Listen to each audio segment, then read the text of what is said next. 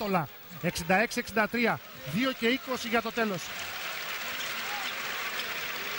Γκριρ με τον Ουάσιγκτον. Τεόντοσιτς στην άλλη πλευρά για τον Βασιλιάδη.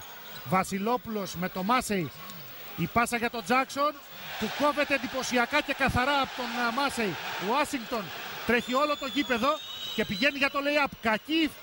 Κακό τελείωμα, αλλά ήρθε για ένα φοβερό τρέιλερ. Κάρφωμα από το Μάσεϊ που σώζει μια χαμένη επίθεση. Και εδώ γλιτώνει τον Άρη από το λάθος του Ουάσιγκτον. Κοιτάξτε τι κάνει ο Μάσεϊ εδώ, καθαρά στον αέρα. Και άμυνα και πάει επίθεση. να σπαταλήσει αυτόν τον εφηδιασμό ο Ουάσιγκτον με ένα κακό lay-up, αλλά έρχεται από πίσω ο τρέιλερ για follow κάρφωμα ο Μάσεϊ να φέρει τον ντέρμπι στον πόντο 66-65, να δώσει νέο ενδιαφέρον στον αγώνα καθώς έχουμε time out. Πάμε γρήγορα σε διαφημίσεις και επιστρέφουμε για το συγκλονιστικό φινάλε στο ΣΕΦ.